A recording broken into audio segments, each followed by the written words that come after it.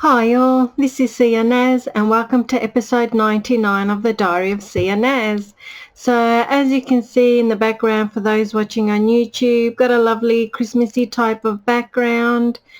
There's some lovely lights at the top, and at the back there's like a wooden boarding. So it looks kind of like a country theme. I just kind of like the lights at the top, lovely sort of Christmassy theme. At the bottom there's some stars, but I can't fit them in. So yeah, I think this is the best part anyway, just the lovely wood and the lovely lights. So I think it looks pretty. So episode 99, one more episode to go, so almost done.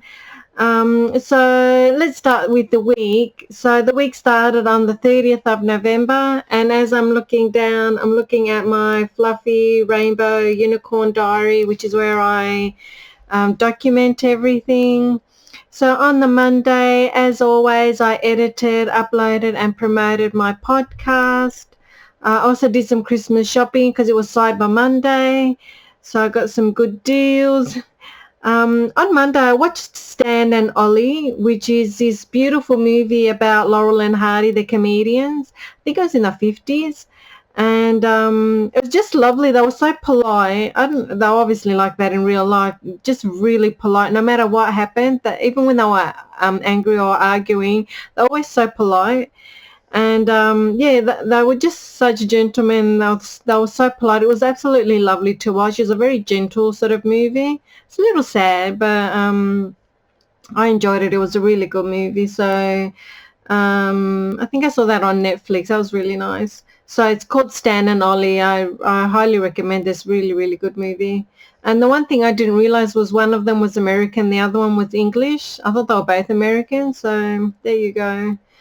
Also made the beat video for Sounds, which was the beat of the week last week. So that was Monday.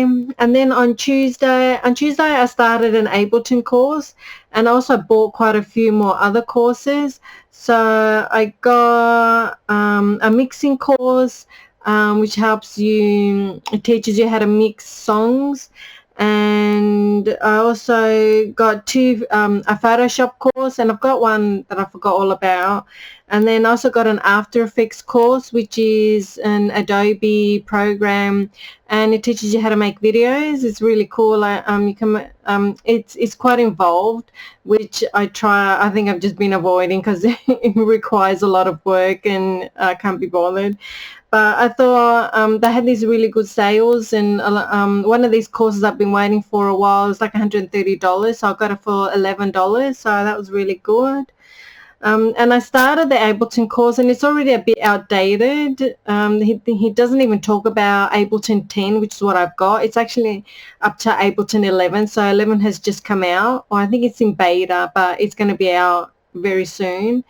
And he's talking about Ableton 8 and 9. So Ableton 10 again is different. So it's frustrating because then I have to look things up. So there's a video I have to make because it's so outdated. Oh, I hate it when it does this. Sorry, just cut back in again. So yeah, it's a bit outdated. So for everything that's outdated on his course, I'm going to do a video and upload it. So I'll do the video. This was last Tuesday. I'll do the video soon, put it up. I also got the new iPhone. So I've got it here. I got the iPhone 12 Pro. Whoop. And it's got the wonderful camera on the back. And the quality of the video is amazing, and the camera is amazing. It's crazy good. I usually don't buy the higher model. I usually just get like the iPhone, whichever one it is, but I just really wanted that camera. I wanted that clarity, so I got the iPhone 12 Pro. So far it's been incredible, so really worth it.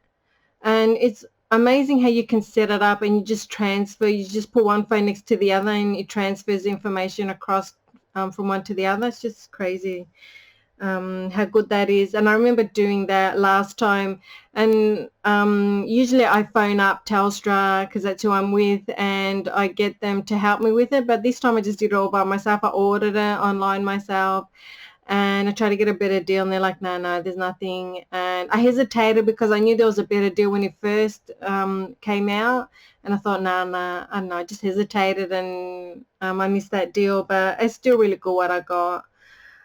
So yeah, and then I transferred and I forgot that you could transfer one phone to the other, and I was looking it up how to do it, and then it's like, oh yeah, you just put them next to each other, and then there's a setting and transfer it across. So that was really cool. I also watched a lot of Jerry Seinfeld, and I'm absolutely obsessed with him, mainly because he's so normal, and he also gives a lot of really good advice, life advice to a lot of the comedians that he's talking to.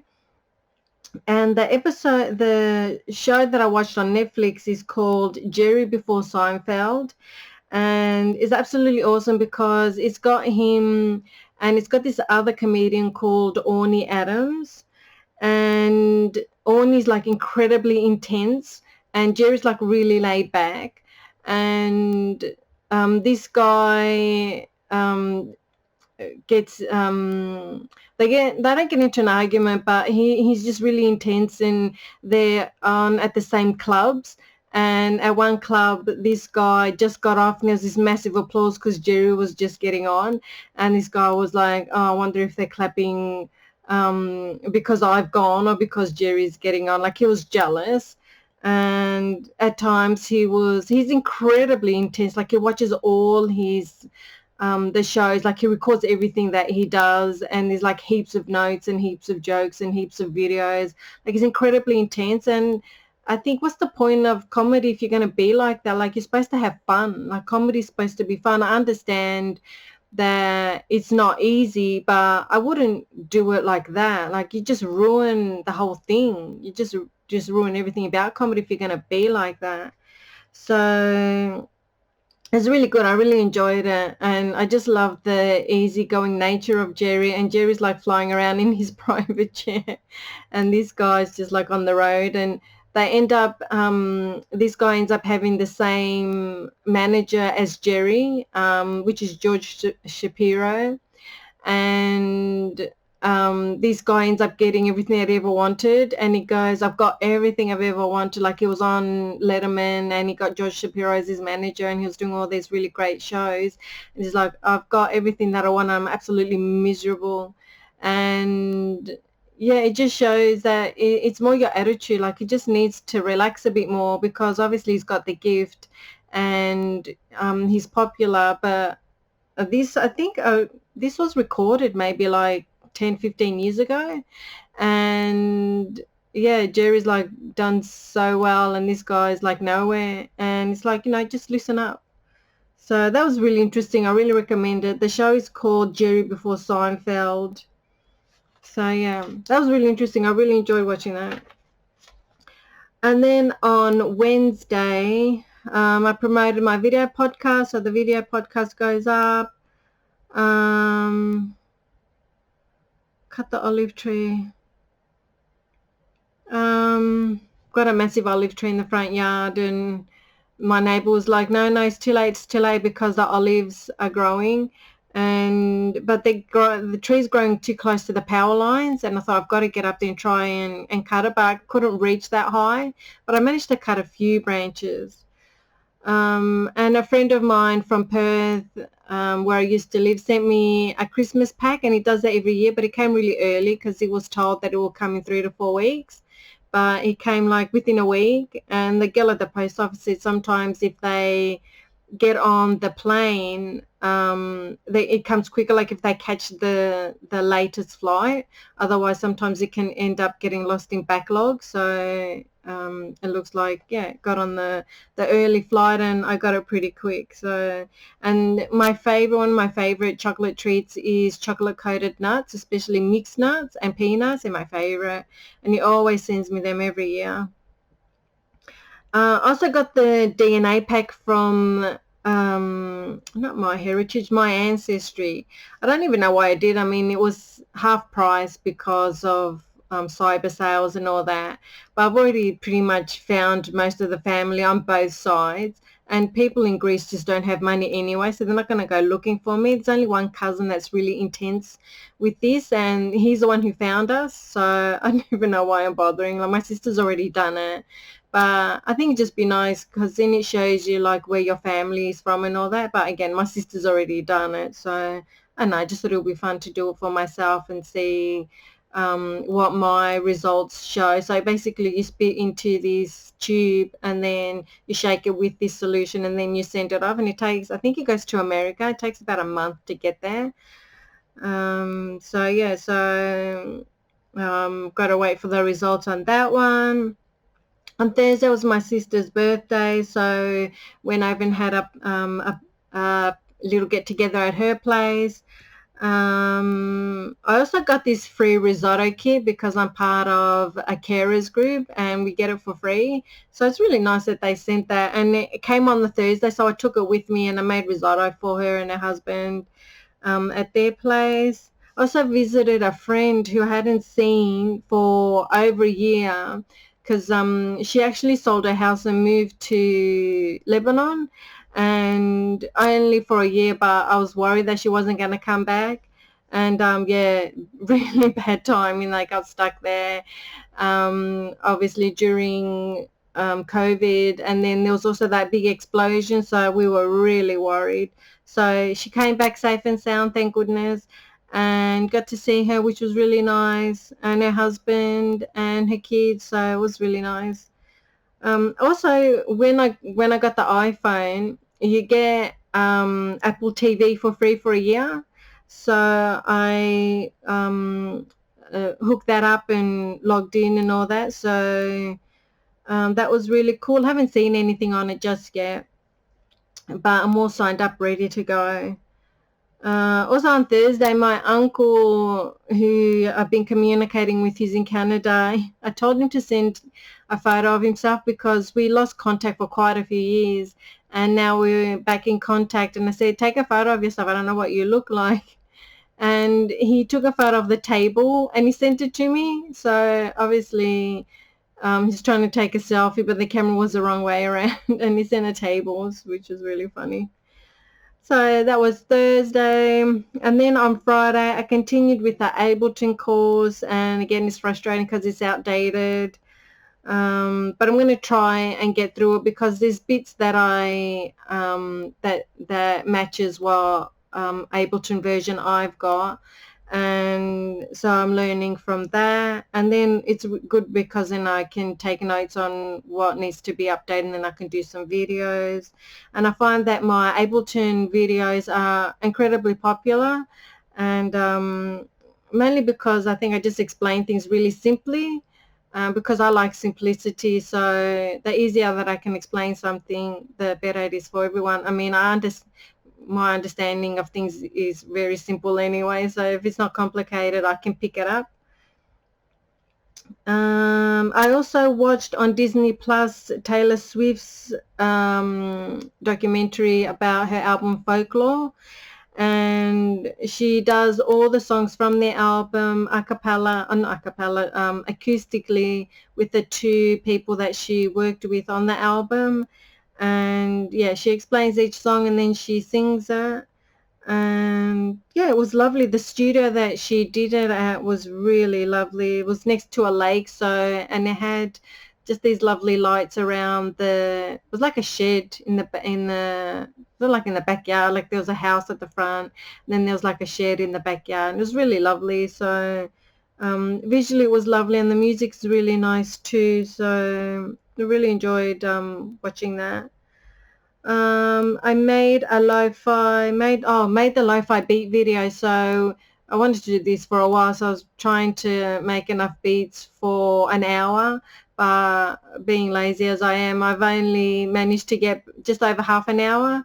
So I just made this video. So I had already half made it anyway, and then I just kind of listened to the songs again and made sure that they were lo-fi. Like some of them I felt weren't lo-fi, so I just edited those out and then just put a picture up, and it was a picture that's got clouds like around my head, which is another wonderful Snapchat filter. They've got the best filters. And so I made the video and I'm going to upload it, so it'll go up next week. So around the time this video will go up, which will be next Wednesday. Friday. So Saturday I saw a documentary with Seal, who hasn't done much. Apparently he did a video for a video music, a jazz CD, and I'm not a jazz fan. I listened to a bit of it, but I prefer blues more than anything. Yeah, and he was very serious. Like the previous episode to this series was with Kelly Jones from Stereophonics, and I just loved his approach. It was very easygoing, very laid back, and Seal was more intense. Even though it was intense, I kind of disregarded those parts, but he was asked about the stress from it. Does he feel pressure from getting all the awards and so much success? How does he go to the next one? He goes, I don't even think about it. I just want to create something new and something good. And if he gets an award, he does. If it doesn't matter. So that's interesting, because usually people say, yeah, I feel that pressure and it's hard. But he was like, no, I just want to make good music, and yeah, I just keep going at it. So that was really nice. I saw another music special on the videos, and it was talking about MTV from the very first day till now.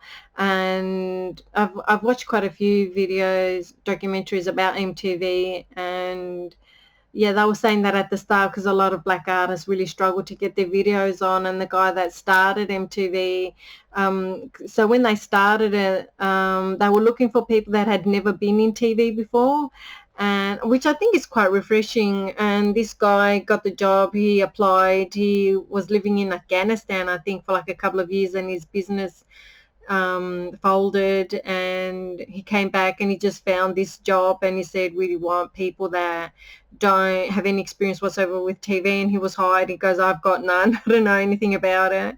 And then they just started putting music on there, music videos, and a lot of them were from UK artists. And they just found that the demographic was guys that liked rock music, and so they didn't play black artists for that reason. And then they said that he was saying that they were just too cautious with what they were playing, because they didn't want to lose their audience. And then Michael Jackson's company, was it Sony, said, if you don't play Michael Jackson, we're not giving you any artists whatsoever. And then once Michael Jackson got on MTV, then all other black artists could get on there too. So that's really good that the company pushed that hard. But from what I understood, it wasn't like them being racist. They were just trying to accommodate their audience, which was guys that liked rock music, and that's pretty much what they played. And I watched the rest of the Taylor Swift doco, and was there more than I want to say about MTV? So yeah, it's just started like that. And then towards the end of it, he was saying that it's unfortunate that now you watch MTV and there's no music on there. It's all TV shows, it's all reality shows. So they just kept trying to push the boundaries, because then they had the videos, they were really basic, and then people spent a lot of money on them. And then they went acoustic with the Unplugged series, which is awesome. And then they had Eric Clapton and Nirvana. And then they said with the Unplugged series for Eric Clapton, it just exploded his career. And then they had Nirvana, and then they said, where could they go after that to keep progressing? And they started with the reality shows, and unfortunately there's very little music on MTV now. It's all like reality shows. I don't watch MTV. I don't watch any music shows. I just listen to Apple iTunes. That's where I listen to all my music. I'm not a Spotify person. I want to pay for what I listen to, because I'm an artist too, and I want to get paid for my streams. So since I've got an Apple subscription, I only listen to everything on Apple. I don't listen to anything on Spotify. There's no point in having both, because I can hear everything on Apple. And yeah, so I watched the rest of the Taylor Swift doco, and I just went back and listened to some songs and just heard the stories about the songs. Because I was usually, when I'm watching Netflix or Disney or whatever, it's usually in the background, and I'm just kind of watching it while I'm doing other work. So I went back and I just re-listened to some of the songs that I liked and just wanted to hear the story again. And then today is Sunday, and today I watched Mariah Carey's Magical Christmas, and that was on Apple TV, so I have watched something on Apple. And it's really beautiful. It's very short. It's only 44 minutes, but it's really beautiful to watch. The scenery is gorgeous, very lush, very, very rich looking. It's lovely. It's really nice.